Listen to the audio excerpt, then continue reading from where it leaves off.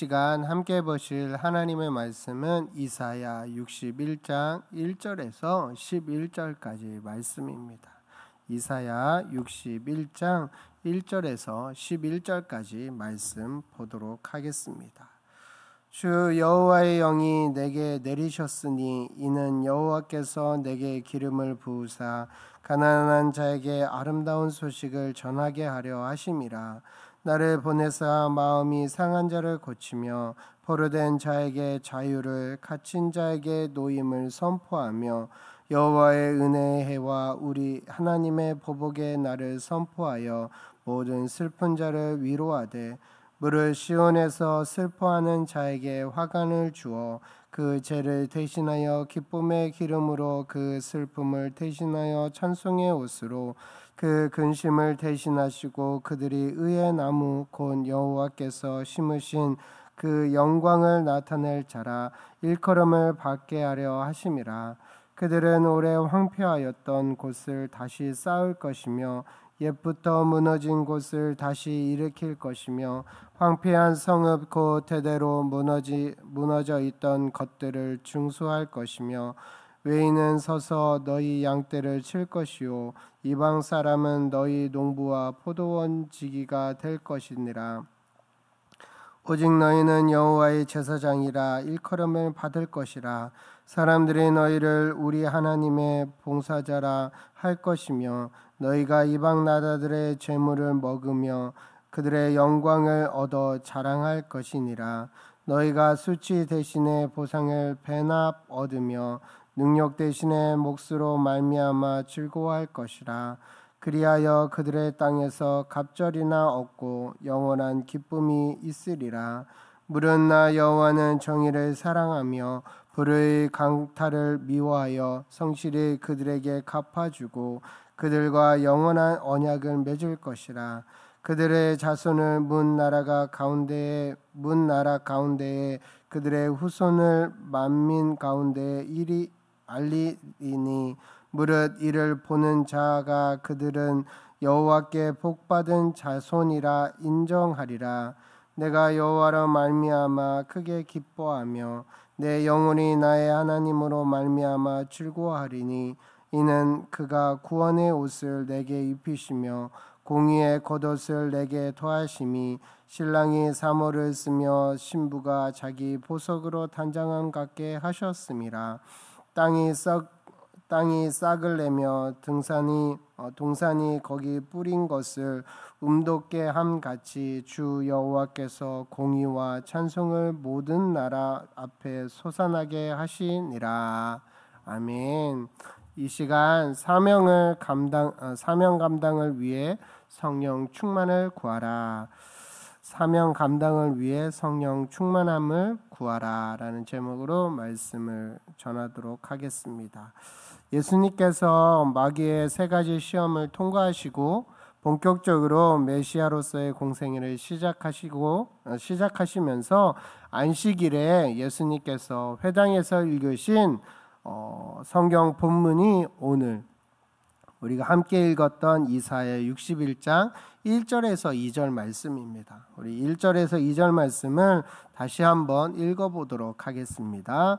주 여호와의 영이 내게 내리셨으니 이는 여호와께서 내게 기름 부으사 가난한 자에게 아름다운 소식을 전하게 하려 하심이라.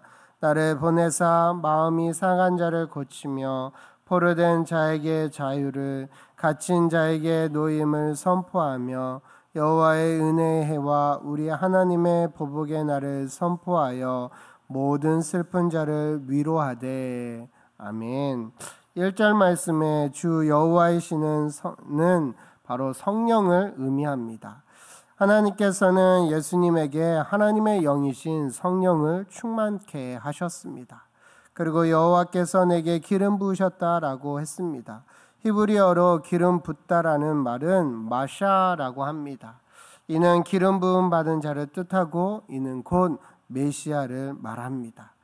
예수님께서 사역을 시작하시면서 자신이 메시아로 오게 되었다라는 것을 선포하시기 위하여 오늘 본문을 읽으신 것입니다.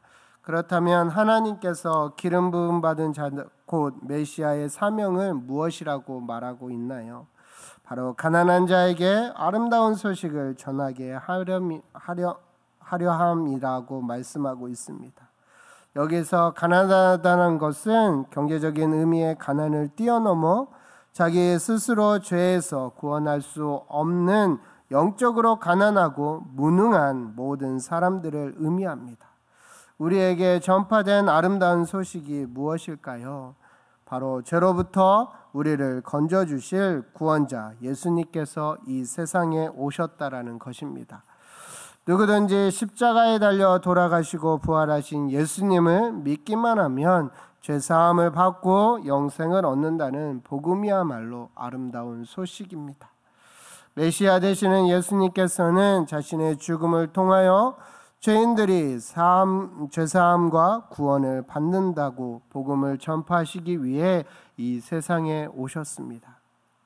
하나님께서 메시아 되시는 예수님을 이 세상에 보내신 또 다른 목적은 마음이 상한 자를 고치며 라고 말씀하고 있듯 진실로 예수님은 상처 입은 우리들의 마음을 고쳐주시는 치료자가 되신다라는 것입니다. 우리 안에 있는 깊은 외로움들, 남모를 아픔과 눈물들을 다 고쳐주신다라고. 또 예수님은 포로된 자에게 자유를, 갇힌 자에게 노임을 전파하시기 위해 이 땅에 오셨습니다. 사탄의 노예요 죄악의 노예로 살아갈 수밖에 없는 우리가 진리 되시는 예수님을 통하여 참 자유를 누리게 된다라는 것입니다. 우리는 이제 더 이상 사탄의 노예도 아니고 죄의 포로도 아닙니다. 우리는 노임받은 자유인입니다. 이 모든 것이 예수님께서 행하신 일이었다는 것입니다. 2절 말씀에 보면 메시아 되시는 예수님께서 여호와의 은혜의 해와 우리 하나님의 신원의 날을 전파하심이라 라고 말씀합니다. 예수님께서 이 세상에 예수님께서 이 세상에 다시 오시는 최후의 날, 예수님의 구원자로 영접하는 자들에게는 하나님께서 죄사함을 받고 영원한 생명으로 들어가는 은혜의 해가 될 것이라고 말씀하고 있습니다.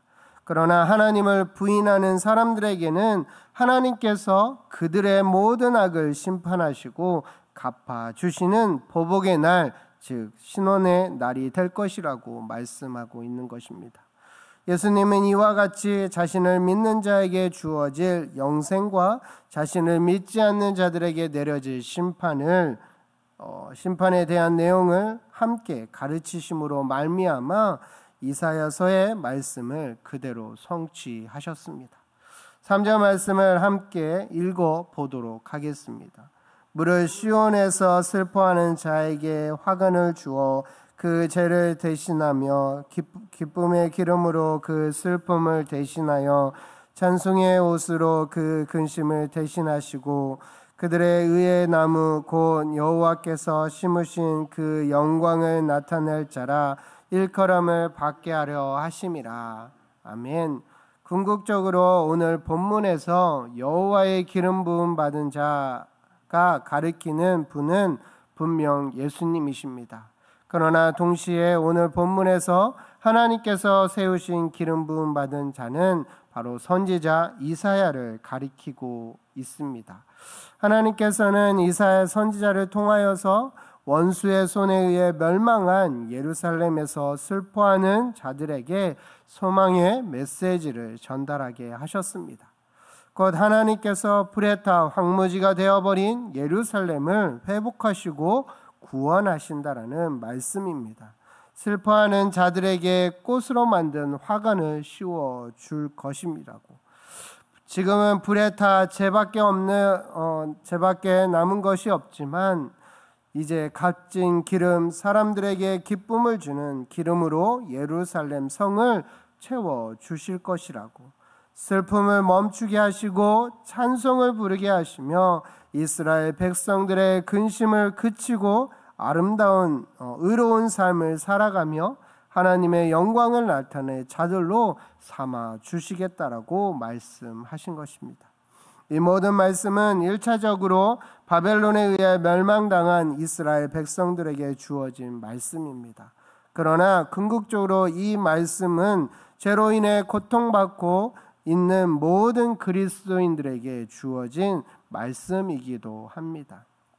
따라서 메시아 되시는 예수님을 통하여 우리 삶에 있는 기쁨, 슬픔과 근심 그리고 모든 고통이 끝나고 이제는 우리들에게 기쁨과 찬송이 넘치는 삶이 주어질 것을 소망해 볼 수 있습니다. 하나님은 바벨론에 의해 멸망당한 예루살렘 성을 이스라엘 백성들이 다시 쌓는 역사가 반드시 이루어질 것이라고, 황폐한 도시가 다시 중건되는 일이 일어날 것이라고 말씀하십니다. 5절 말씀을 보면 이스라엘을 괴롭히던 이방인들이 이스라엘을 위해 일하는 양치기와 농부와 포도원지기가 될 것이라고, 바벨론의 포로가 되어 수치와 조롱을 당하는 이스라엘이 6절 말씀에 보면 이제 사람들 사이에서 존귀한 여호와의 제사장이요 하나님의 일꾼이라 불림을 받게 될 것이라고, 이스라엘은 여러 나라의 재물을 먹고 그들의 보물을 자랑하게 될 것이라고, 7절에 보면 이전에 이스라엘 백성들이 지은 죄로 인해 하나님께 받은 벌과 수치보다 100배나 많은 복을 받게 될 것이라고 말씀하십니다. 이것은 하나님께서 이전에 바벨론에 의해 잃은 이스라엘의 모든 영광을 다시 회복시켜 주시며 이전보다 갑절이나 더 크게 복 주시겠다라고 약속하신 것입니다. 또한 이 말씀은 우리 그리스도인들에게 있어 이 세상에서 예수님을 섬기느라 받는 치욕과 고통을 하나님께서 반드시 갑절로 갚아주시고 복을 더해 주실 것에 대한 약속이기도 합니다. 이전에 이스라엘 백성들은 바벨론에 의해 멸망당해 슬픔과 고통을 당하고 있었습니다. 그러나 이제는 하나님께서 그들을 구원하심으로 말미암아 어떤 고백을 하게 되었냐면 10절에서 11절 말씀에 나와 있습니다. 우리 함께 그 고백의 말씀을 읽어보도록 하겠습니다. 시작. 크게 기뻐하며 내 영혼이 나의 하나님으로 말미암아 즐거워하리니 이는 그가 구원의 옷을 내게 입히시며 공의의 겉옷을 내게 더하심이 신랑이 사모를 쓰며 신부가 자기 보석으로 단장함 같게 하셨음이라. 땅이 썩을 내며 동산이 거기 뿌린 것을 또 움돋게 함같이 주 여호와께서 공의와 찬송을 모든 나라 앞에 솟아나게 하시리라. 아멘. 이스라엘은 그들의 구원자 하나님으로 말미암아 크게 기뻐하고 즐거워할 것이라고. 이는 하나님께서 그들에게 구원을 주셨고 이제 그들의 모든 죄를 용서하시고 의의 옷을 입혀 주셨기 때문에 그렇게 될 것이라고 말씀하고 있는 것입니다. 히브리식 결혼식을 하는 신랑이 제사장의 모자를 쓰듯이 신부가 값진 보석으로 자기 몸을 단장하듯이 하나님은 이스라엘에게 영광과 기쁨을 부어 주실 것이라고 말씀하고 있는 것입니다. 사랑하는 성도 여러분, 이 모든 축복이 누구를 통해 주어지는 것일까요? 바로 여호와의 기름 부음 받은 자, 곧 메시아이신 예수님을 통하여 우리에게 주어지는 것입니다. 하나님께서는 친히 우리들을 죄와 사망에서 구원하시기 위하여 하나밖에 없는 예수님을 이 땅에 보내주셨습니다. 우리가 해야 할 일은 우리를 위해 오신 구원자 예수님을 믿음으로 말미암아 날마다 충만함으로 덧입혀 영광과 기쁨을 누리며 무엇보다 성령의 충만함을 구하며 살아가는 것입니다. 부디 저와 여러분의 삶이 이 예수님께서 보내주시겠다라고 약속하신 성령님으로 제자들처럼 기쁜 소식을 전하는 아름다운 발들이 되기를 소망합니다. 하나님께 영광이요 그 다음에 사람들에게는 기쁨이 되는 귀한 사명을 감당하는 저와 여러분의 인생이 되기를 소망합니다. 그래서 우리의 삶 가운데 하나님께서 허락하시는 복을 100배나 누리는 저와 여러분이 되시기를 간절히 소망합니다. 이 시간 함께 말씀을 생각하시면서 통성으로 기도했으면 좋겠습니다.